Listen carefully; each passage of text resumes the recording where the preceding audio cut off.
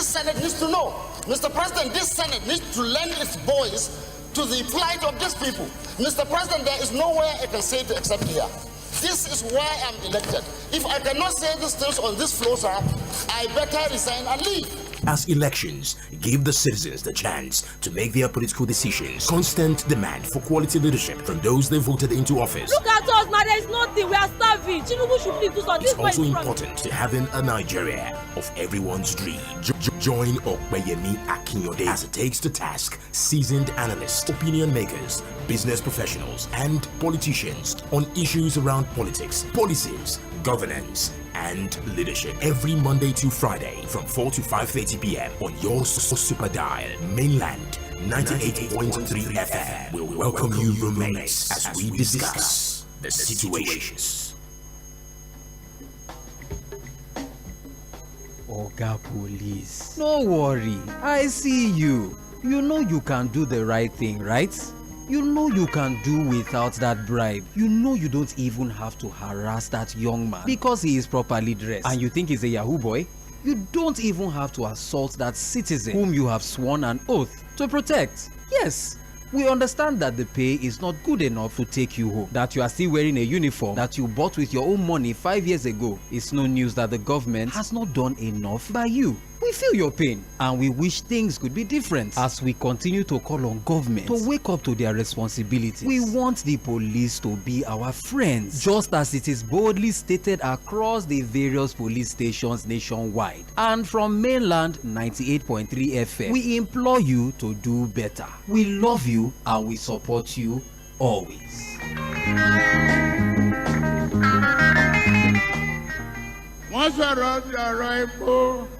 Epo àwọn á di 200 á di 500. Ẹ fọkàn balẹ̀, a máa gbé wálẹ̀.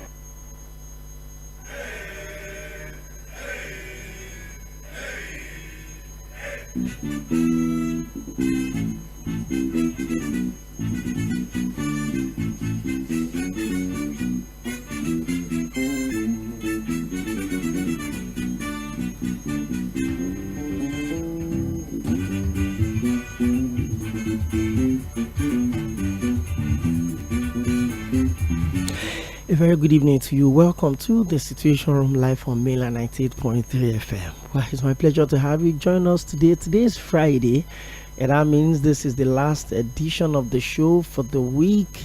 And it's been an amazing week, no doubt about that. Whoa, what a week we've had. We've had conversation around safety, response to emergencies, and we had to focus on how many people, over 285 Nigerians have lost their lives as a result of emergencies like stampede, tanker explosion. We had about 181 of them in October. I think October 15 or thereabouts, in the fire tanker explosion in Jigawa State, and then over 100 people were injured as well in December across states like Anambra, Abuja, Oyo State, stampede. Many lives were lost. And last week Saturday, almost a week tomorrow, and we had the unfortunate incident also in Niger State where about 81 people were reportedly burnt beyond recognition. That was the figure that NSEMA gave. That's the Niger State Emergency Management Authority, and that was what we focused on Monday. Comrade Steve Aluko joined us on the show on how we can hold government accountable and also be responsible. I mean, you can hide under the conversation of ignorance, of poverty, or lack of employment, or all of these. It is still not enough for you to see, a tanker spill or a tanker accidents, and then you choose to go scoop fuel, whether it is petrol, it is diesel, it is PMS, whatever it is. It's something we need to talk to ourselves about. What would you rather want to do? Keep going through the hustle and bustle of life, keep working hard and hoping that one of these days fortune would smile on you, you get to break through, or you're looking for a way where you see tanker and then you decide to go scoop fuel, forgetting the fact that whatever it is that is in that tanker is extremely flammable, and then one tiniest trigger can just ignite and then everybody will go up in flames. And that's the question we need to keep asking ourselves. See, we can talk about ignorance. There's nobody that does not know the risk involved in scooping fuel. I mean, it's common sense. We can argue it for all we can, but it is common sense. We know the risk involved. We know that any little trigger, look at what happened in Niger State. It was reported that while they were trying to transport the PMS from the tanker to another one, there was a generator that is being used to power what was going on. And what happened eventually? There was a trigger, and then people just got. We can avoid some of these things. We can avoid some of these things if only we choose to do the right things as individuals and also as government. What is our response time to emergencies like that? How long does it take the fire service to get to those places when there are tankers and there are accident like that? How much do you think the security agencies usually do in terms of condoning of the vicinity or the perimeter and making sure that nobody comes close to those places?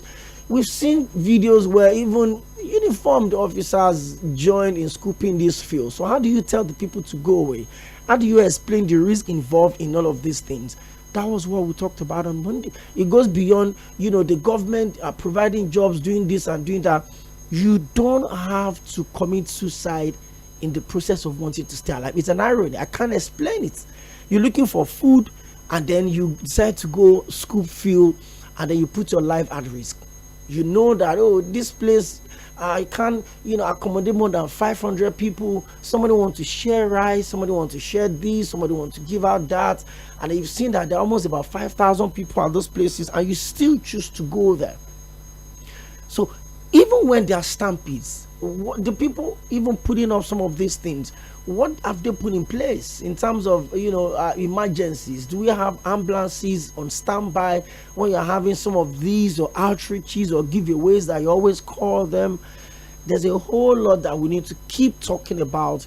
Sensitization, the national orientation agencies, the ministries of information, the NGOs, media houses like the Mainland FM would always also get involved in talking to the people about the dangers involved.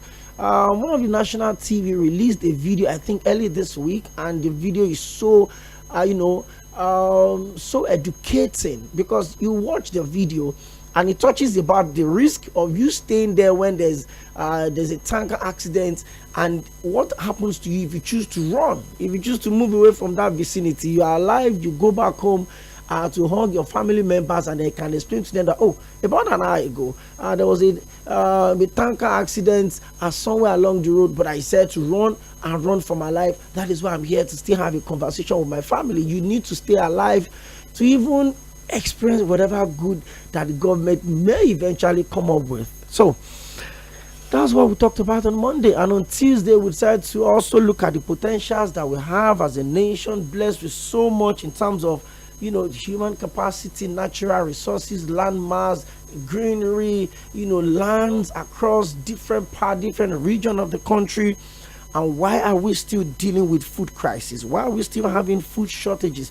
Why are we still struggling to put food on our tables? Why do we still need to depend on importation for almost everything we consume in this country? That was what we talked about on the show on Monday, and my guest was Mr. Matthias Mancha-Paul, the Chief Executive Officer of Fresh from Farm Agric World Limited. And wow, if you were on the show on Tuesday, you would know that it was a conversation that had every element of sincerity in it, because we had an active farmer, a young man that have chosen to put all of his investment into farming. He farms rice, potatoes, cucumbers, a whole lot. And he talked about the challenges that the farmers are facing, insecurity in the north, where the farmers in some state would have to still pay taxes to bandits before they can access their own farms.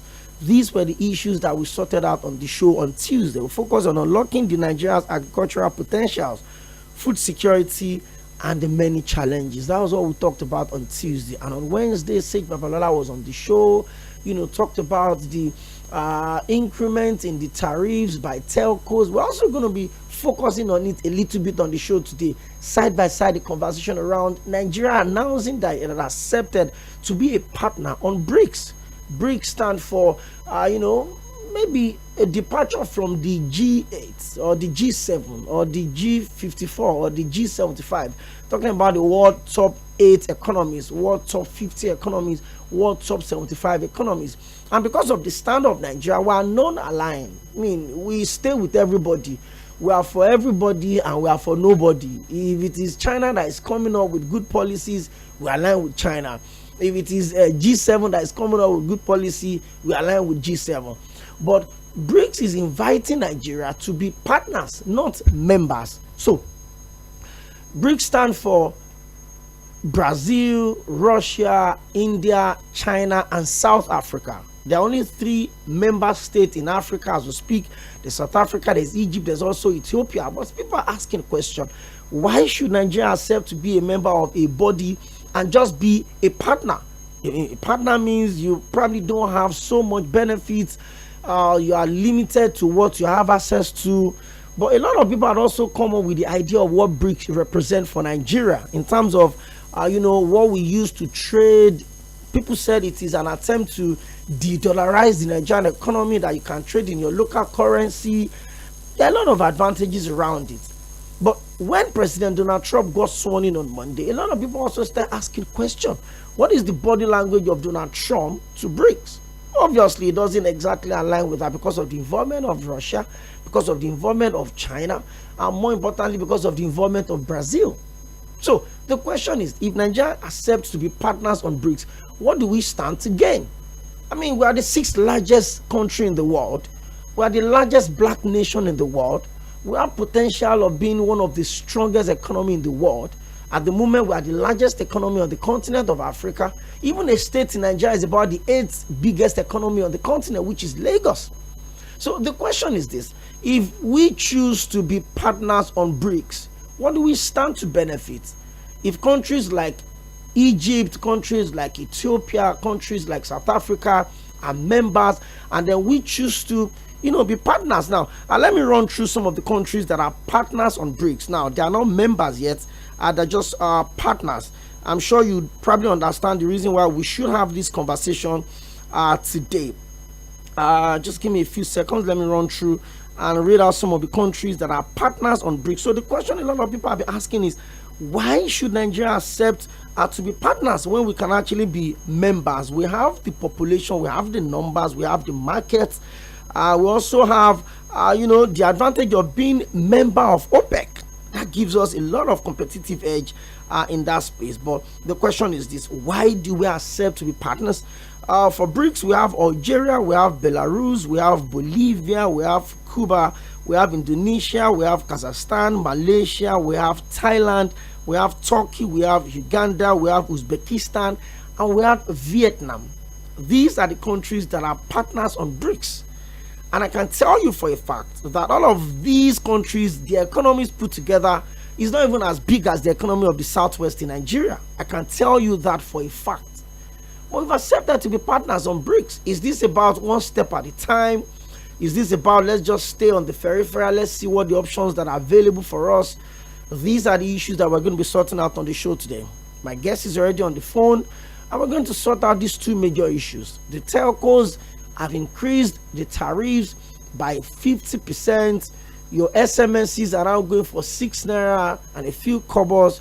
Your calls are now going for about 16 naira and a few kobos. Your data sales have also increased. But a lot of people have also been asking questions. The Nigerian Labour Congress had also come out to say that, this increment will lead to inflation.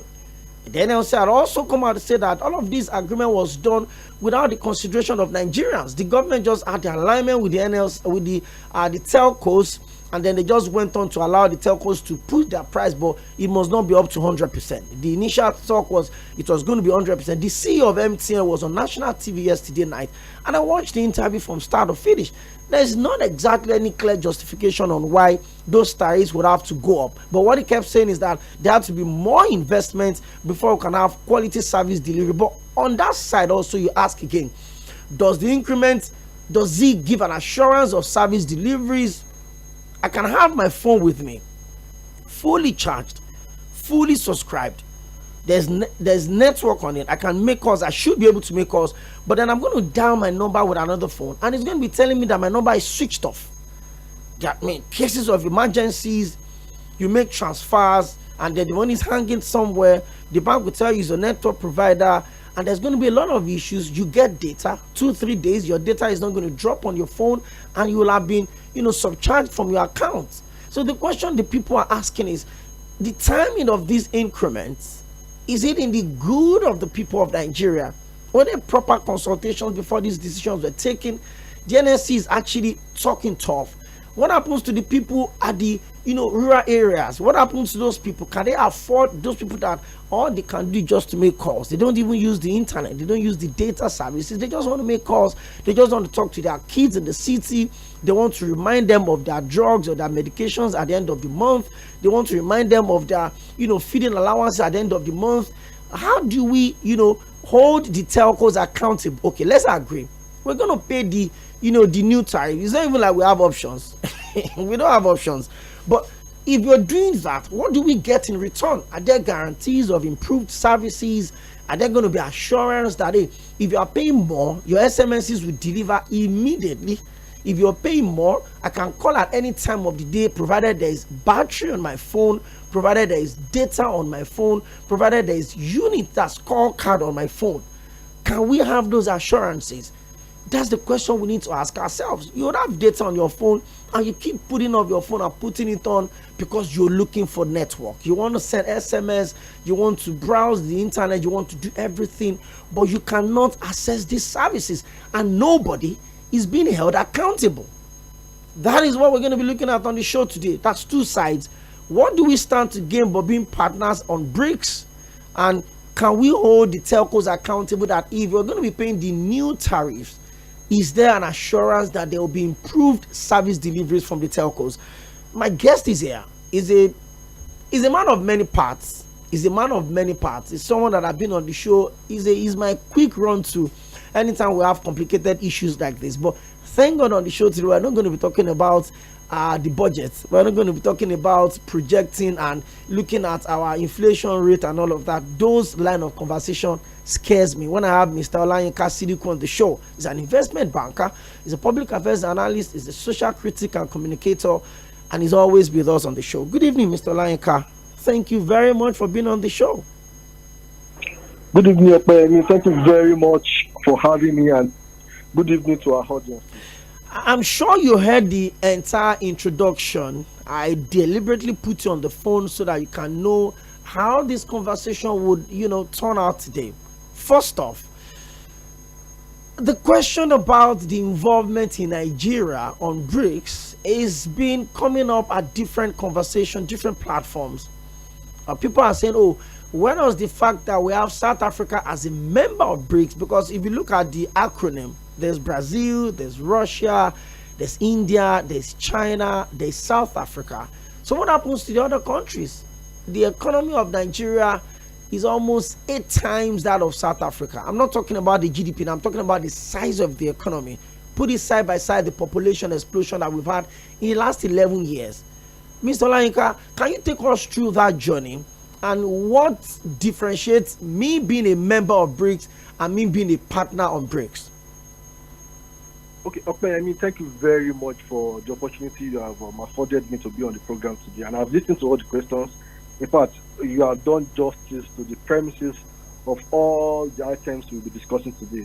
And that's one of the great things that you do when I come on this show. You explicitly made it clear what the intentions were and what you want your listeners to know. And I appreciate you for coming up with this. Thank you. However, straight to your question, you have asked why BRICS and how did we get here? That's how I'll summarize the question you asked me.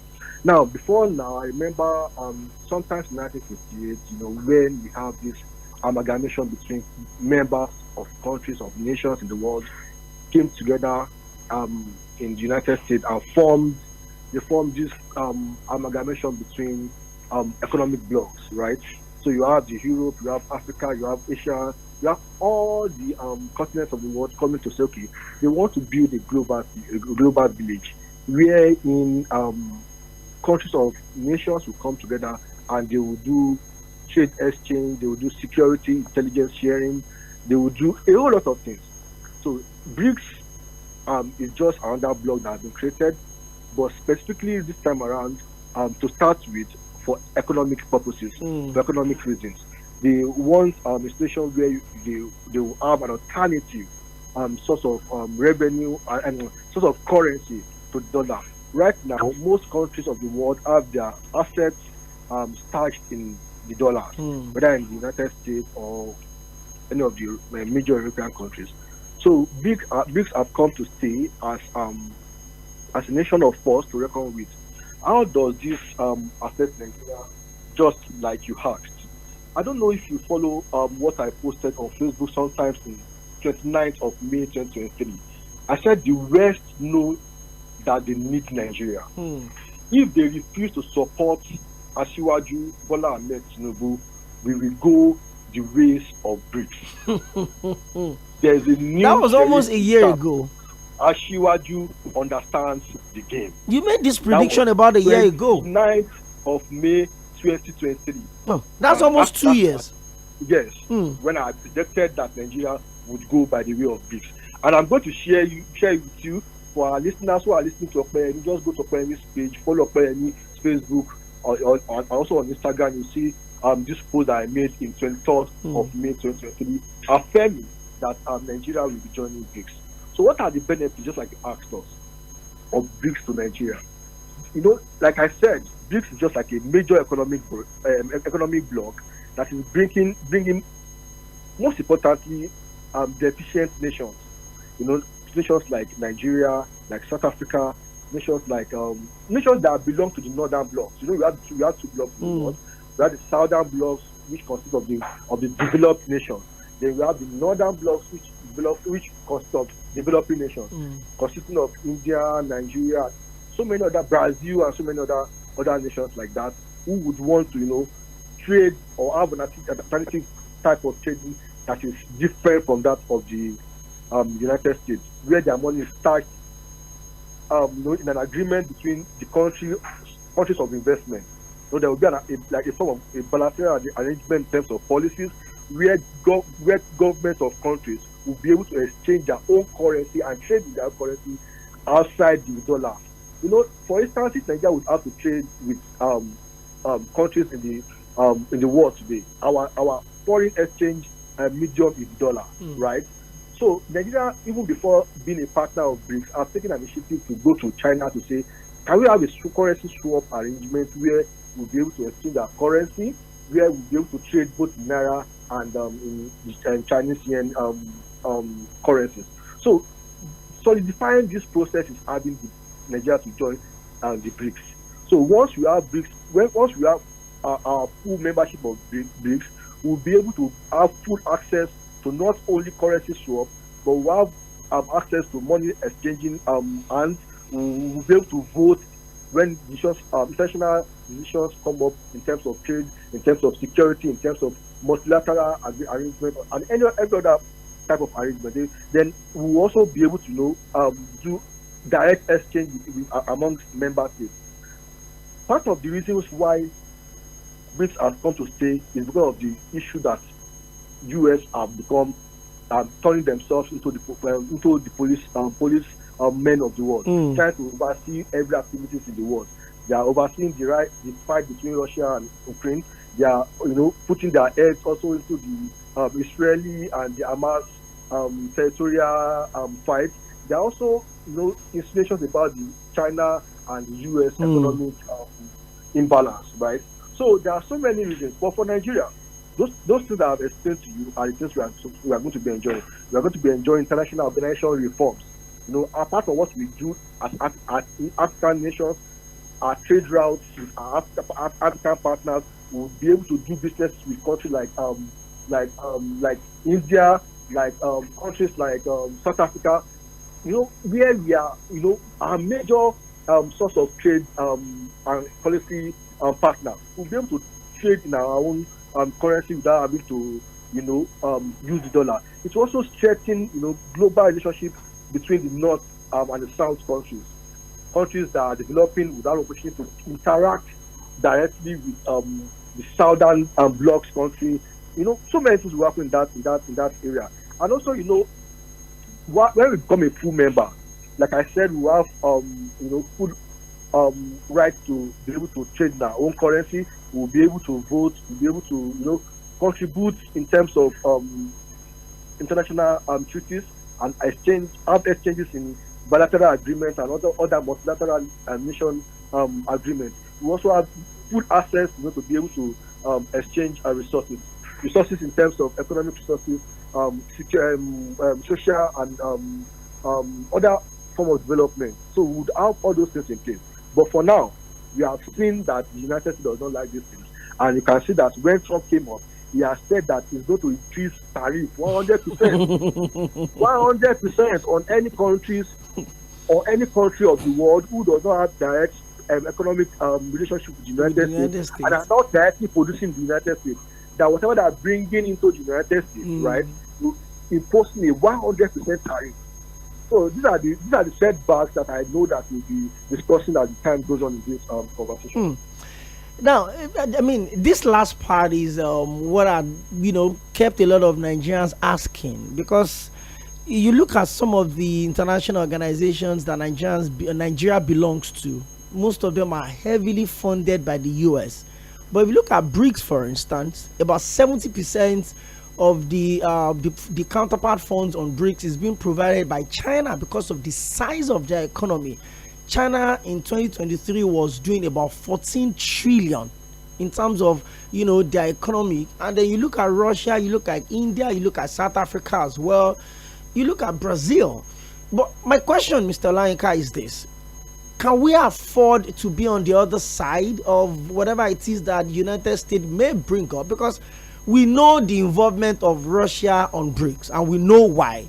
You talked about the United States being, in quotes, overbearing, playing the big brother role, having a say in all of the issues of the world is understandable. That's the largest, in like the standard of how things should be. We all admit. We all know how powerful the US president is. We all know what happened on Monday when President Donald Trump was sworn in. The entire world was glued to their TV. We know some of the policies, some of the executive orders that he had signed, how, a lot of people have started talking about it. That is how important the American economy is to the entire world. But what does it put Nigeria, a country that depends heavily on borrowing, whether from IMF, from World Bank, what does it put us? Can we afford to be on the other side of whatever USA is coming up with? Great question. You are always asking the most difficult questions I have to. That's what you get on the show, and that's why I had to come for you.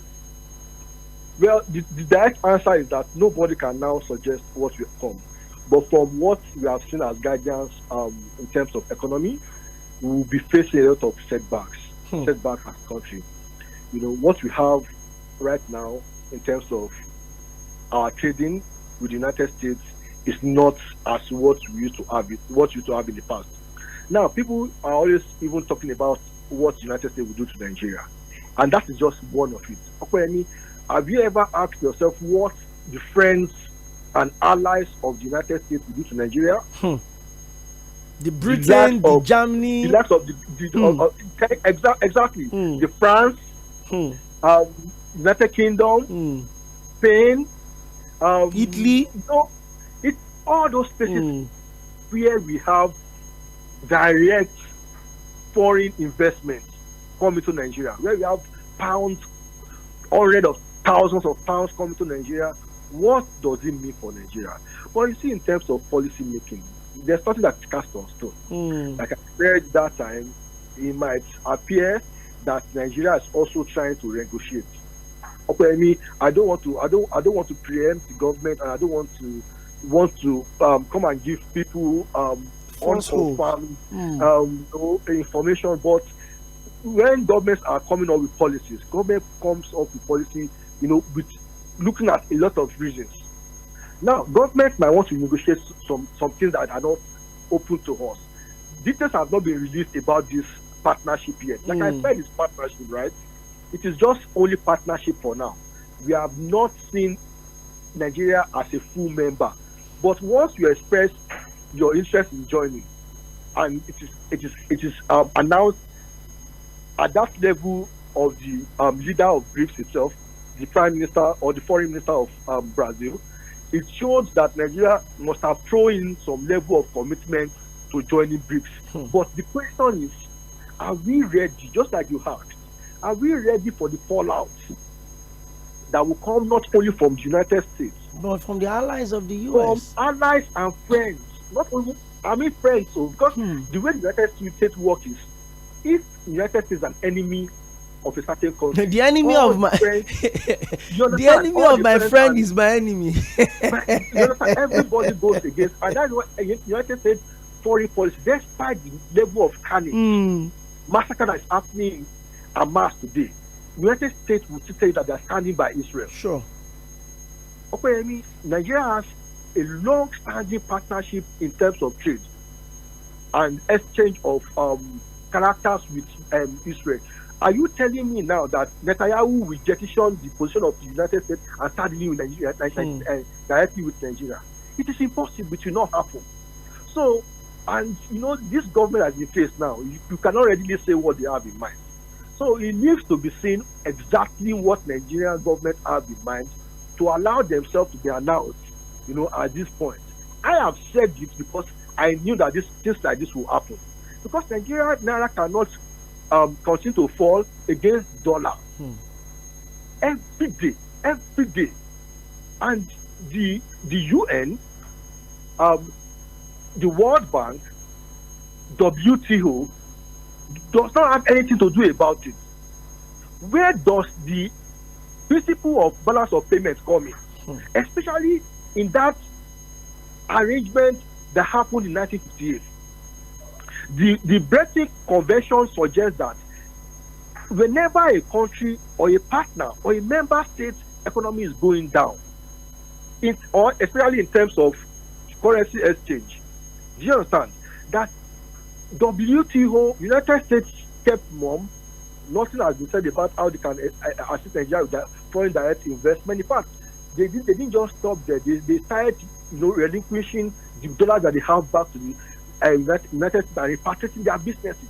They didn't stop there. They stopped contributing their fair share in terms of their commitment to building African trade, in terms of their climate exchange favor that they have to Nigeria, humanitarian aids and support commitment that they have to Nigeria. They reduce those things, and that has been seen to have affected Nigeria economy. So if you are the president of Nigeria, what would you do? If I were the president today, I would, you know, in terms of policy show off, tell the United States that I am a country of over 230 million people. The sixth, is it the sixth? The sixth in the world? In the world, what do you call it? A balance. I'm sitting on a balance sheet. I'm a member of OPEC. 400 billion. I am the chairman of ECOWAS Africa. I'm a member of OPEC. In terms of, you know, leading member of OPEC, and I have never at any time go against any of the US policies. All the treaties have been kept, loans have been repaid, despite downturn in economic performance. Loans have been repaid in full. Negotiations have been made to pay all the forward notes that were owed to multilateral agencies like WTO, AFDB, and World Bank. So where has Nigeria failed? What are you giving us back in return? What are you giving us back in return? So if US does not want to do this, in the same way Trump will say, I am taking off the humanitarian attention to Hamas. I am seizing Russia's foreign assets in the US. Nigeria should be able to stand up to the world at some point. So for me, joining BRICS can just be a way, you know, of telling the world that Nigeria is coming. And there's a new sheriff in town in Nigeria, and Nigeria should be a force to be reckoned with in terms of economic development in the world, despite even being a developing economy. So this might be a way of a shake-up. But if government can come out and announce to be a partner to this extent, it leaves to be seen exactly what government has in mind. Now, Mr. Lainka, I'm also, I don't want to say I'm worried. Let me say I'm also maybe inquisitive about how we intend to, put this together. The Nigerian economy is not exactly looking as good enough as they are projecting. You look at the budget for 2025, we're still running the 2024 budget into June, according to what the coordinating minister of the economy has said. You also look at some of the issues that we have. You look at our inflation, you look at our unemployment, you look at the security challenges that we have. I understand your position in respect to the advantages. The population advantage is about 230 million. I mean, we are the go-to market in Africa. Everybody, whether you're in China, you're Brazil, you're making products, your first target in Africa is Nigeria. Whether they are good enough, whether they are standard enough, everybody just keeps pouring it here. We're also members of OPEC, active members of OPEC. The president is the chairman of ECOWAS, even though the powers of ECOWAS had been a bit, watered down lately, especially with the withdrawal of countries like Niger, like Burkina Faso, like Mali. But we still have some of these competitive advantages when it comes to negotiation. But are these good enough for us to come out and say, hey, US, we know that we're depending on you so much, but without you, BRICS can come to our rescue? Do we have that advantage, Mr. Olayinka? Great question again. Very, very good question. Nigeria 24-25 budget targets about, if I'm not mistaken, approximately 35 trillion naira, right? I said the revenue will be doing about approximately 48 trillion naira. So Nigeria needs money. We need all the money we can get. Whatever Nigeria has to do in terms of policies, macroeconomic policies, to ensure stability, whether in business, whether in growth, whether in human capital development, whatever they have to do, this money has to come in. And you spoke about the inflation too. Our inflation right now, I mean, in 2025, the way government said they would do it, they said they're going to moderate the economy, the inflation to go to about 15%, right? 14 to 15% by 2029. So they said it will remain at 25% in 2025. Now, this is the question we're supposed to ask ourselves. As of today, food deflation, just like I predicted on the program the last time I came, that it will rise to about 40%. Approximately today is 40%. Core inflation, we said it's going to be about 33 to 34%. Today it's about 34%. So, as for me, right now, I don't even mind what Nigeria has to do. We needed to send the right message to the world. And this message includes all the things you have mentioned. Whether Nigeria has the numbers to be able to do these targets, whether our economy is recovering, whether we are setting up infrastructural development to be able to repay our loans, whatever that has to do, we have to ensure that we grow our GDP. They have said that they want to expand the GDP by 4.7%, just like what Governor Olayemi said on Thursday, right? So whatever that has to be done, has to be done. We have to do everything to ensure that we expand our economy to grow by 4.17% that they have said they will do in 2025, and ensure that they achieve the 15% inflation target in 2025. How they can do this is simple. Make sure that all FDI that they needed to bring in are coming in. And we're going to get this FDI from. The likes of China can give us, the likes of Brazil can give us, USA can give us, Great Britain, let me say United Kingdom can give us, France can give us, South Africa can give us. So those are the places that we needed to start looking at. So whether or not BRICS is a distraction or it's a full policy of government in 2025,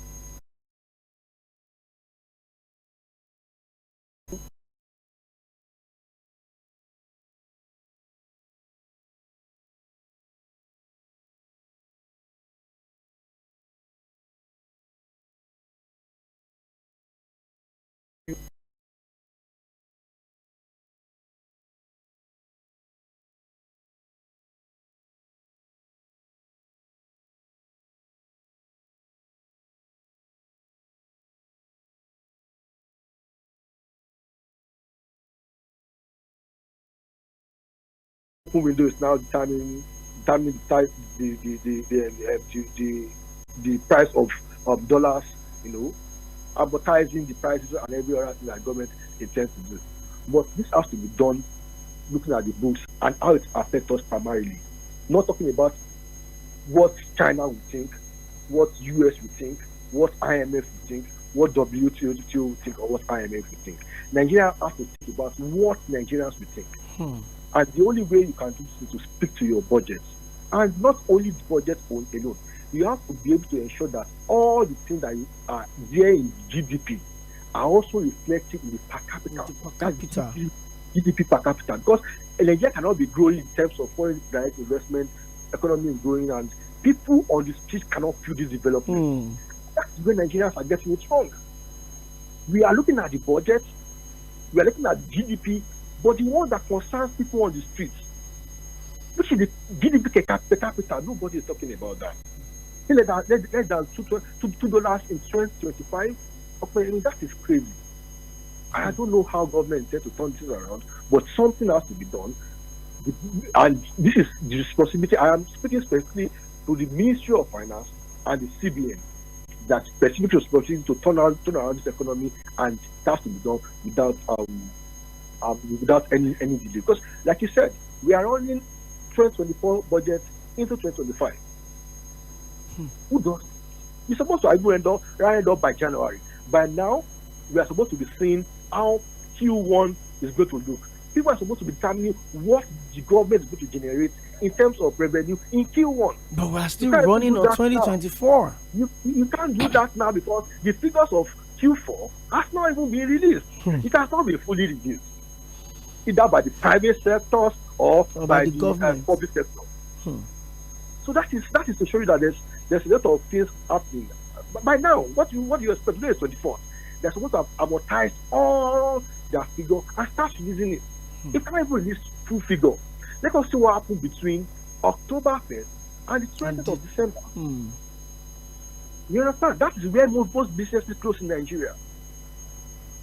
The stock exchange bell rang 23rd of December. And 30th of December. That means the book has been closed. So why can't we see this figure? God bless. God bless Nigeria. And I just hope that, just like you said, Nigerians should stop, or at this point, the Nigerian government needs to think less of what the US will say, what the IMF will say, what the WTO would say, what the World Bank will say. Rather, we should focus on what Nigerians feel about all of these things. I mean, you just gave a very, very big, explanation on, it's not just you belong to BRICS. Is a slap on US, according to what the United States, the power play that they are playing currently with China, especially China's issue with Taiwan. You also look at the involvement of Russia in BRICS. You look at the relationship between Brazil and the United States. It's just been a whole lot. And even if we are on the other side of the US, can we afford to be on the other side of all of the allies of the US and the friends of the US? International politics is a crazy and complicated one. Sorry to buzz this, please go on. The truth is that, I think I didn't answer that part. The truth is that for what it was, Nigeria can do, like I said, all this policy gara to just make sure that they claim that the world can listen to us and we can put in one or two stunts. But you see, I would agree government is looking at doing this thing, on the face value. Let me use that word. On the face value of things, let me be very fair of things. But if government intend to go deep in this move, the same way we did not think deep while we joined the G6 as a partner, that we remain partner to the UK. It's the same way we are not taking this through. We have what do you call this now? I can't remember the full name. This inter-African trade route that was established, I think, in 2021, 2022, right? We have not fully implemented our position in that in that sector, but we are not jumping on BRICS. I know that government will do that. I mean, as an analyst who look at the budget and look at the figures, I know government would have to do that. That's why I predicted that it will happen. But predicting that will happen does not mean government have to, put their minds into it. What has to be done is that they have to look at the books, look at what we need for Nigeria. If we cannot get a direct bilateral agreement with countries like, China and Russia, specifically, there's no reason why we have to join BRICS. If we cannot get a direct trading route, probably even looking at, let's say, in 2030 or 2035, we are looking at building a direct channel, trade route, that will probably move our oil to Russia or move some kind of commodity from Russia to Nigeria. Why are we going by the way of BRICS? The one that we joined in Britain, the Britain Convention that brought about the establishment of World Bank and IMF in 1958. What has it fetched Nigeria today? Debt or some upon debt, deficit upon deficit, imbalance in trade balance. So what are we doing as a country? We need to understand that we have to understand what is needed for us as a country before we can become a full member. Being a partner is nothing. You can just remove ourselves at any time we want. You don't even have to do anything. Just write to them. You just suspend that we are not the partner again. No, we are going home. So it's not as simple as that. Yeah, you don't have to serve with them. We are not sharing any economic trade routes. You don't have any financial commitments. You don't have any intelligence sharing in terms of security. So you can just easily, remove ourselves from the agreement and just go back to global village that we have in terms of globalization and continue to deal with the rest. Okay. That is what I think. But in terms of policy that government do normally, I see Nigeria playing good in that area. Foreign policy, US does it all the time. US will say we'll build a wall and we'll have Mexico pay for it. They will pay one kobo or $1 for it. You understand? In fact, Trump said when he first came that he will build the wall. It will now be 9 feet tall, and Mexico will pay for it. Mexico didn't build. They didn't pay $1 for the wall. So it's just an arrangement that happens when countries try to, this grandstanding. Government just want to check. So I'm just flexing muscle that we can do and undo. So you understand? So, okay. But if you are actually going to go directly with this, we have to think it through. Are we ready to pay all the loans that we are owing IMF today? WTO today, World Bank today, and all other countries that are friends and allies of the United States? Are we ready to pay that money today? Because they will ask us to pay, or they will take over the collateral. These are the implications. The weapon that we have brought forward for 20 that is supposed to deploy in 2029 or 2030, are they deployed, or are they going to return the money back to us? The intelligence sharing, all the intelligence that we have in the country, in the northeast, northwest, that we have shared with the United States for over 10 years, 15 years now. Are we ready to say we want to take it back? It is a lot. Are we ready to take it back? This is a lot. Have territorial integrity on Nigeria, and that is why they said they will be establishing this security, whatever military base. Military base. Thank you. Are we going to tell them to take it off? US have already established themselves in Nigeria for more than 20 years in terms of technology. They are in our space, everywhere in our space. So are we ready to actually go by the way of BRICS? Do we know the implication of what we are doing? Because it is not going to be a bad economy anymore. When the US, especially when Trump wants to come for you, Trump will come with everything. With everything. He will come in terms of security, he will come in terms of trade. What United States are forgotten about Nigeria, they will bring it out against us. Because I just hope that the of our grandstanding and muzzle flexing and 20 or in 10 years time, we also want to be counted. If you look at the top 10 countries in the world, our population is even more than Brazil, our population is more than Russia, our population is more than South Africa. All of the countries on BRICS, it's only India and China that has more population than Nigeria. If you look at the top 10, there's China, there's Brazil, there's Pakistan, there's US, there's Nigeria. Those are the top 6 economy or countries in the world in terms of population, not the economy. Don't get me wrong. But hey, I've listened to some of the consequences that you've put on board. Are we ready to pay off our debt? Are we ready to, put all of the sanctions that could come up? I really hope the government are just putting up the partnership thing just to, flex muscle, according to what my guest, Mr. Olayinka Sidikou said. I hope you've been following the conversation, because I just feel we should talk about this. I just feel, why not? So that Nigerians would know that, it's not just about saying, call the bluff of Donald Trump and nothing is going to happen. Excuse me. Many will happen. And I really hope that we're ready for the consequences. Mr. Oscar, let's go straight up to the next conversation.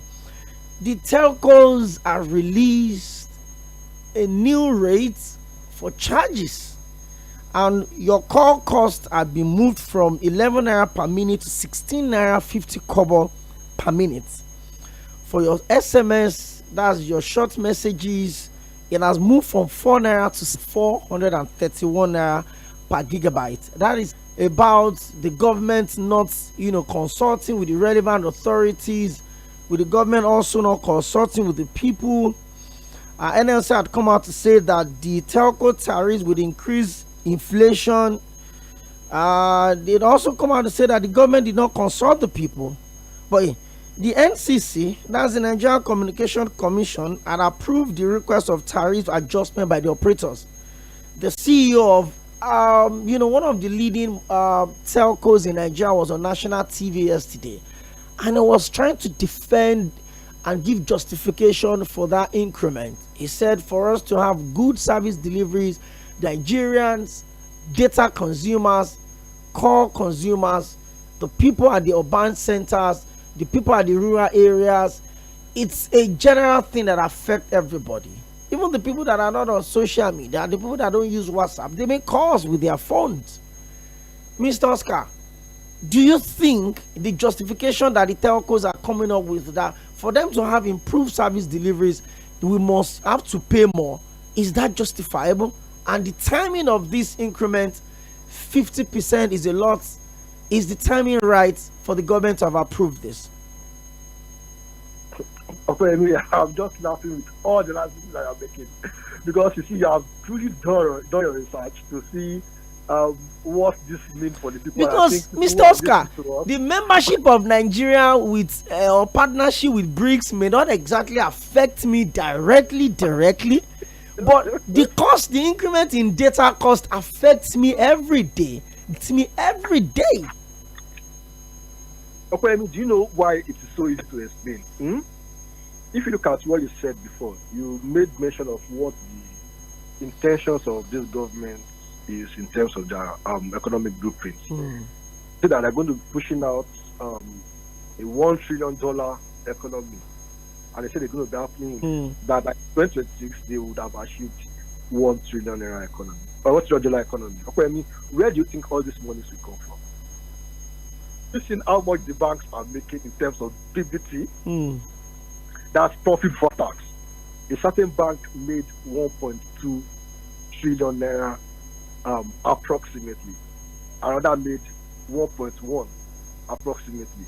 Another made 700, and the least among the first 6 or first 5 made 500 billion.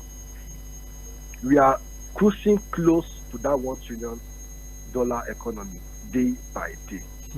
And the increment, okay, are you aware that this increment that is supposed to come up on this what do you call it, telecommunication tariff is supposed to be 100%? They were pushing for 100%. They actually pushed for 100%. It was when the noise becomes so loud that it now came down to 50%. Whether it is 100% or it is 50%, okay, it is still high. It is gross hatred on the side of the government to make Nigeria feel like this. It is insensitivity, nonchalance, attitude of government that Nigeria is feeling the way they are feeling now. And unfortunately, there's nothing you can do about it. You mentioned that in the beginning of this program, you said there's nothing the government can do. There's nothing we can do about it. That's the truth. There's absolutely nothing Nigerians can do about it. It has been approved. It will go into effect. I think the only thing that we need to do right now, if you can do it, is to stop jettisoning the service providers, and saying we will not buy data. Maybe by the time we stop buying data, there's a certain service provider in Nigeria, a TV provider in Nigeria, that increased also their tariff. This provider actually left all channels open during December, almost a week. So by the time they see that patronage and their balance sheet nosedive, and people are no longer buying data or subscribing or buying airtime as they used to buy, I think they would have the rethink. Because you see, necessarily increase the fees that they charge. When people who are also the consumer of this service, stop buying from them, it's a direct affront that that brands are no longer fashionable. Do you understand? Exactly what happened to that service provider will happen to NCC if they did not change their time. But you see, data is life, just like one of them said. So we will continue to subscribe. I tell the people that maybe just the way they promise you, it's just to take it back from you. But you've left minimum wage, and I would always ask, what is the population of the people benefiting from the minimum wage? That should be the question we're asking. What is the population of the people benefiting from the minimum wage? But when these policies come up, when the landlords choose to increase the house rent, this and that, they would have to increase the telecommunication tariffs. TV subscriber you were making reference. Some people don't have cable. Phone fell, and the screen of my phone broke. And when I took it for fixing, like rapture happened, and I was left behind. Literally, no, literally. That's why they connected from the entire world. There's phones and data and all of that. Effort of your home, you're on video call with your friends, and may be helpless. We may not be able to do anything about it. About your phone. Sunday to Tuesday that I fixed my phone, everyone in the office knew something was wrong, because I taking note of, because I don't have a phone. It's just not something that you just want to face. I had to be in a economic summit in Kaduna. Then I can't tell you how much I answer to your question. It is a difference.